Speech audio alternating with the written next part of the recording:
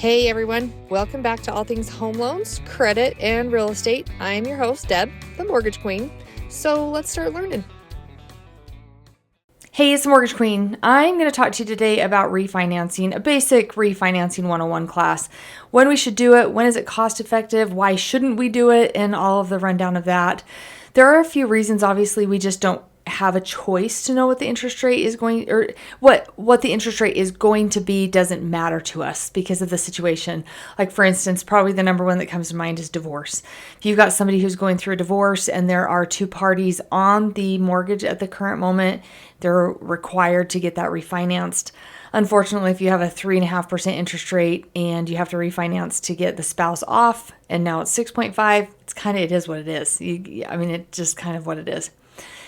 Obviously, refinancing into a lower interest rate is key. That's not very easy to do right now because rates are the way that they are.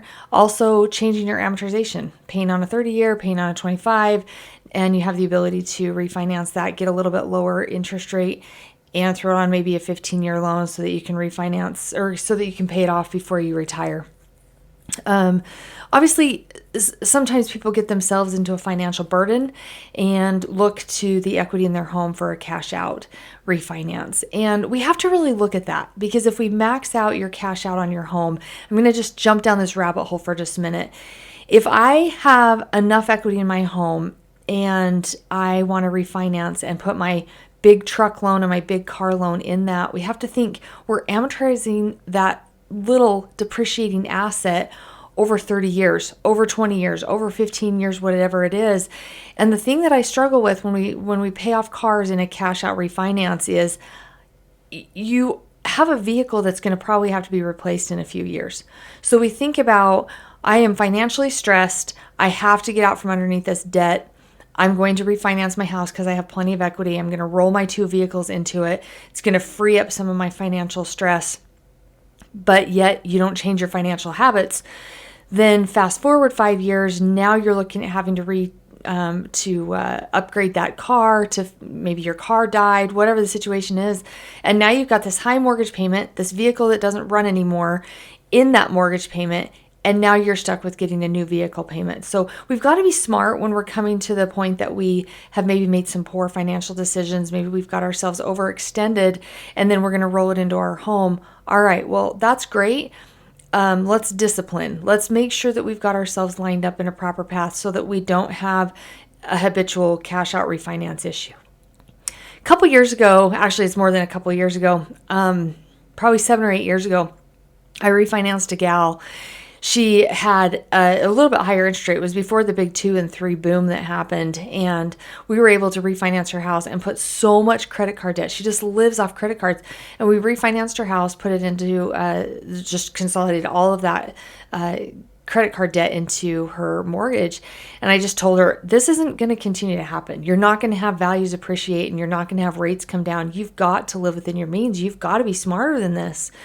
And fast forward a couple of years, we hit COVID. And she sent me a message and she says, oh, I'm in financial trouble again. I've racked up all my credit cards. You got to help me.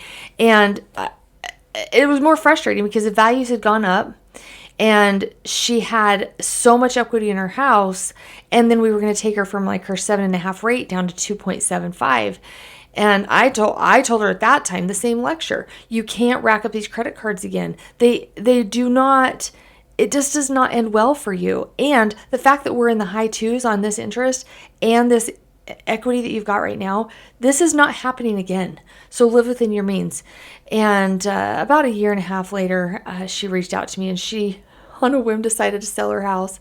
She was pretty much house broke. And it's just it's just disheartening to me when I try to give guidance to people and they are their worst enemy. Like, follow a budget, pay attention to what's going on, don't overextend yourself.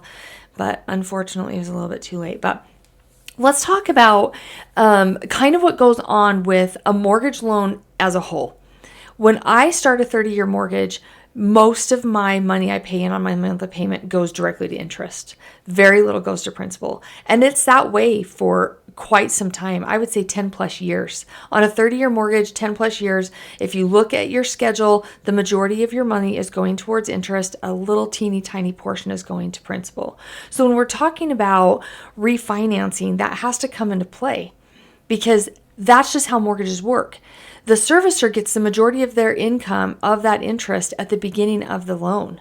So if we're in a 30-year mortgage and we've paid on it for 7 or 8 years, yes, we're still paying the majority of our payment into interest, and still a smaller portion is going to principal, but we're getting closer and closer and closer to that pendulum swinging the other direction.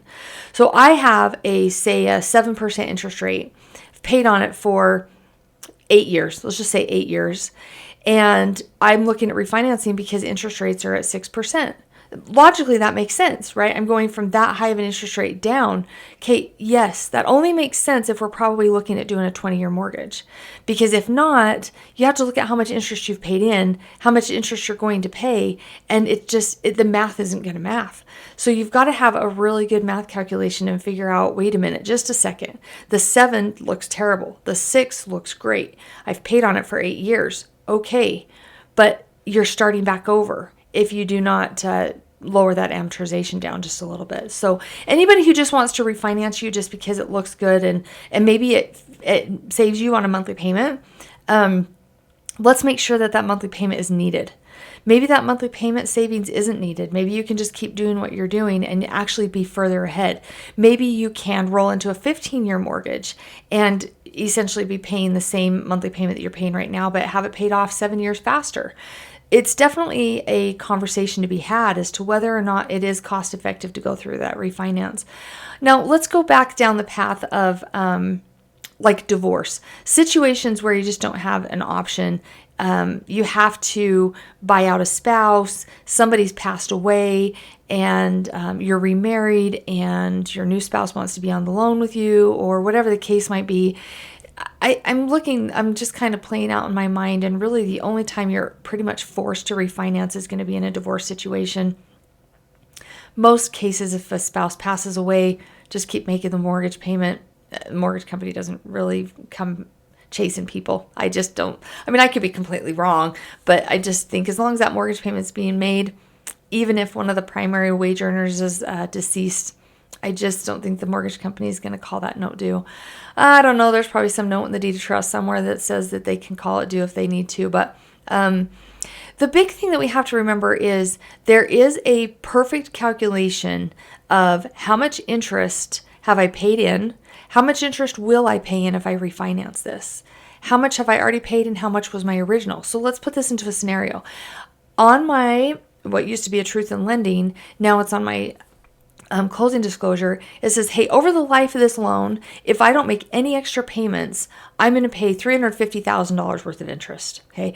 Fast forward a few years, and let's say I've paid $50,000 worth of that interest. Okay. So out of that loan, if I continue to make that payment going forward, I have $300,000 worth of interest. Nothing changes. I'm making my minimum payment, just doing what I'm supposed to do that way. If I just continue down this path, I have $300,000 worth of interest left to pay. Okay, now I'm going to compare that to a little bit lower interest rate, change my amortization schedule, increase my loan amount just a little bit to cover closing fees, and I look at that same APR and calculation of interest, and it says, hey, if you start this 30-year mortgage back over the life of the loan, the interest charges you'll have are $325. See, that's negative. Even if your monthly payment goes down, you're going backwards. It's not a benefit. Now, then we take it a step further and we calculate and say, okay, well, if I do refinance this lower rate, it shows that I'm going to have a $325,000 interest charge on this new loan in comparison to my current loan being $300, but now I have a $300 lower monthly payment. Okay, so now let's compare payment to payment. And if I say, okay, well, I'm going to just continue to make that same payment, but more of it's going to just go directly to principal, what's going to happen? See, that calculation changes. So as we do all these math calculations, we have to calculate apples to apples everywhere. So if we're looking to see if interest changes, interest reduction helps us in the long run, we have to look at how much interest we have left to pay on the current loan, how much interest I'm going to be charged on the new loan, and then from there, calculate what my monthly payment savings is. And if I don't need a monthly payment savings, that needs to come into play as well. Now go down the other path with that. If we're drowning, if something's happened in our household and we have 20 years left on our mortgage, and the only thing that's going to save us and save our house is to reamortize that over for 30 years, if that drops your monthly payment enough, sometimes we can't look at those math calculations. Sometimes the reality behind that is life happens and we have to figure it out a different way. And so we can do a no cash out refinance. Cautiously, and making sure that the closing fees and the benefits there is a rule in place for benefit to borrowers. So we can't have habitual loan officers just refinancing loans because the naive consumer doesn't know the difference, which I'm very grateful for. I definitely am sad that law had to be put into place, or that rule, that guideline, whatever. It's probably not a law. I don't know. Another thing to think about too is if we're currently paying an FHA mortgage, because that's what we needed. Maybe our credit scores weren't quite where they needed to be when we purchased the home, but we have since finished the basement. Credit scores are higher, appreciation just naturally in the market, and we're thinking, hey, maybe I don't have to pay this FHA mortgage insurance, and the interest rates have dropped just a little bit from where I'm at. Maybe we can look to see if refinancing can get rid of that mortgage insurance. Yet we have to remember, just because we get rid of the mortgage insurance and have a little bit lower rate, we still have closing fees. We're still resitting in amortization. We're still needing to do that math calculation to make sure that it's cost effective. And the thing we have to also remember is, if you are in financial stress, you've racked up credit cards, you've bought the most beautiful car and most beautiful truck, and you have wonderful payments to go along with that. We don't want to do a cash out refinance to finance in leisure items, or maybe a little bit higher end something that we just don't need. Having equity in your home is definitely a plus, but having equity in your home that you don't touch is slowly heading you into financial freedom.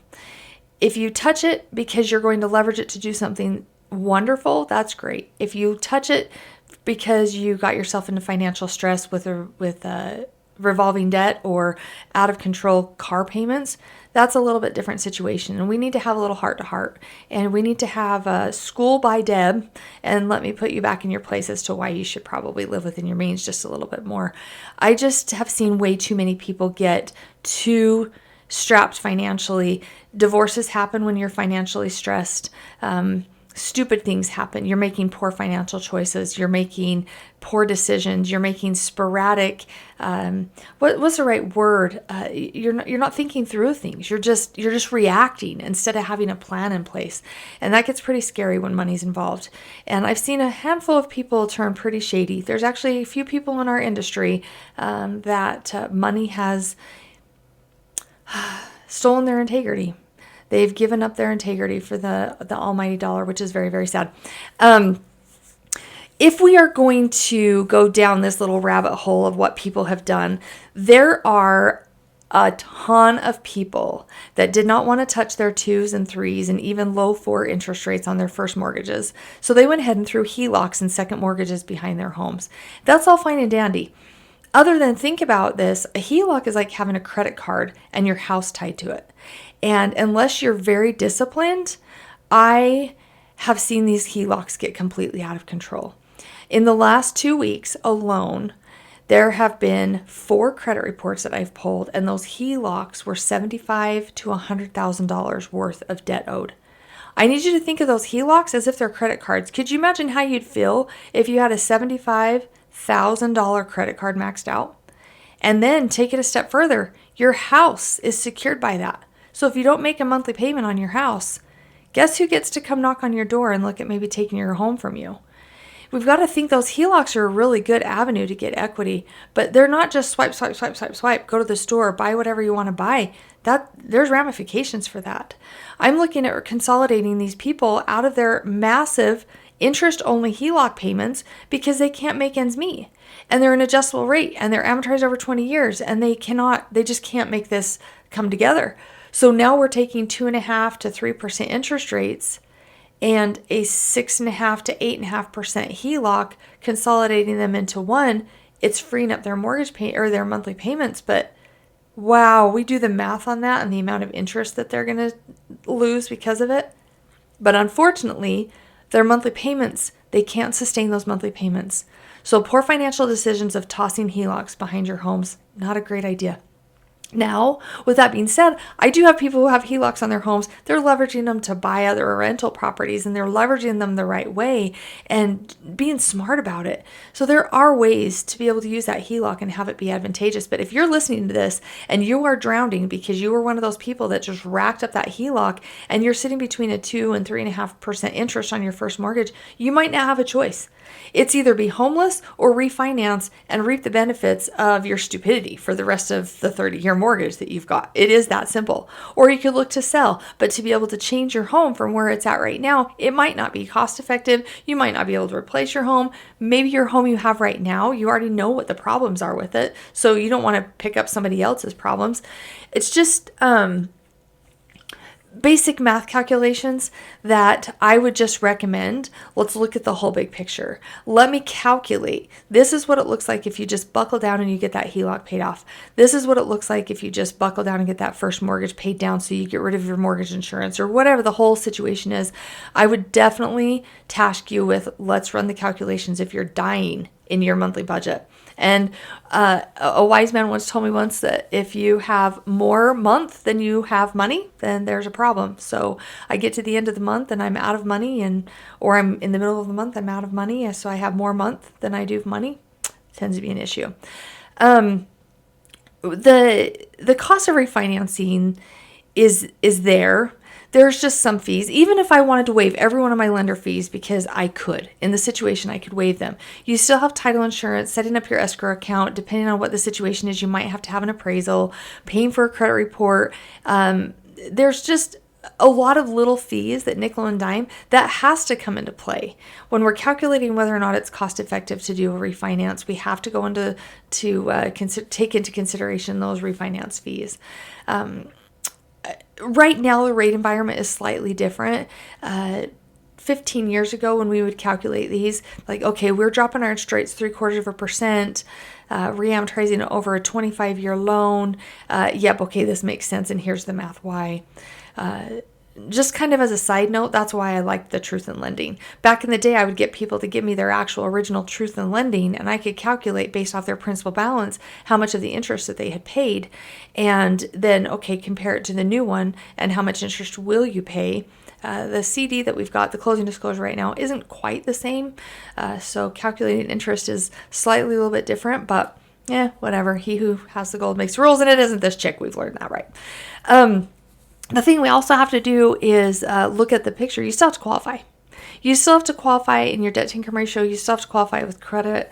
There are streamline refinances, which FHA and VA both have what's called a streamline or an EARL, which basically rewrites the mortgage for the amount of money that you owe on it and take advantage of a little bit lower rate. There are definitely some particulars to that, and definitely an algorithm of benefit to borrower. And those are very, very strict calculations because it has to make sense. You're still reamortizing over a new 30-year period of time. There still are some costs involved in certain cases. However we strategically put it, sometimes the FHA requires appraisal, sometimes it doesn't, depends on how we want to structure that.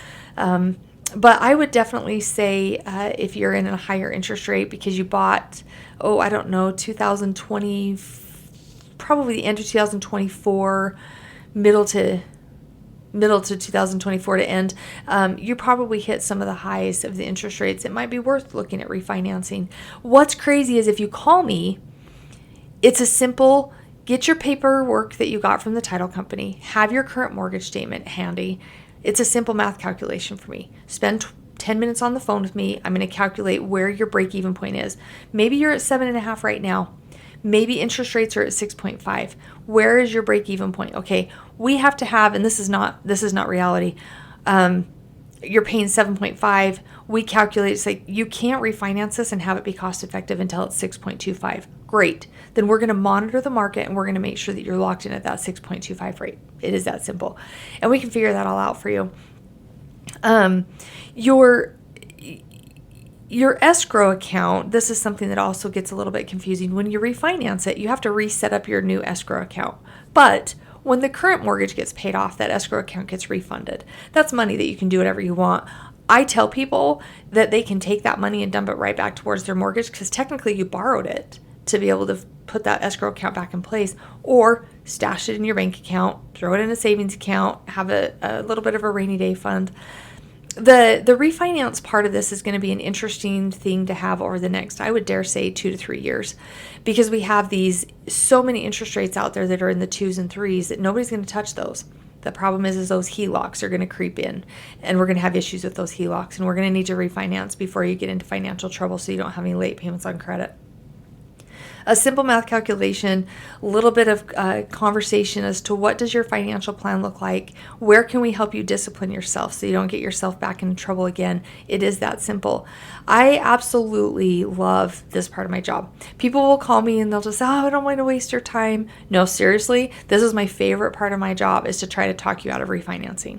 Because if I can talk you out of it, that means it's not a good idea. If I tell you it's a good idea, I have the math calculations behind it as to why we should do it. I have had people, when I've said this is not a good idea, this is not cost effective, it's only saving you $200 a month, I have had plenty of people over my career say, we don't care. That $200 is what's going to save us. We have no choice. We have to do this. Okay. Obviously, there's some unseen debt on my side. I don't see what you're paying for prescriptions every day. I don't see what you're doing for groceries, gas, extra things that are just important to you in your home. I just get to see what's on those credit reports. But I absolutely challenge you. Number one, if you're living off credit cards, knock it off. If you are racking up your HELOC with just nickel and diming things, swipe, stop. And at this point, you've got to really rein in your finances. Our economy is okay. It's not okay in certain aspects of it. When you know the behind the scenes, it's not okay.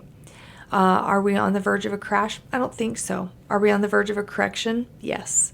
I do think there's going to be a little bit of a correction. Do I think it's an '08 correction? No, I don't think we have an '08 correction. I don't think we have the shady loans that were going on back in 2008, but we definitely have a correction coming. It's already starting. We're seeing these price points level out. We're seeing sellers remove their homes off the market. We're seeing a buyer's market at the current moment.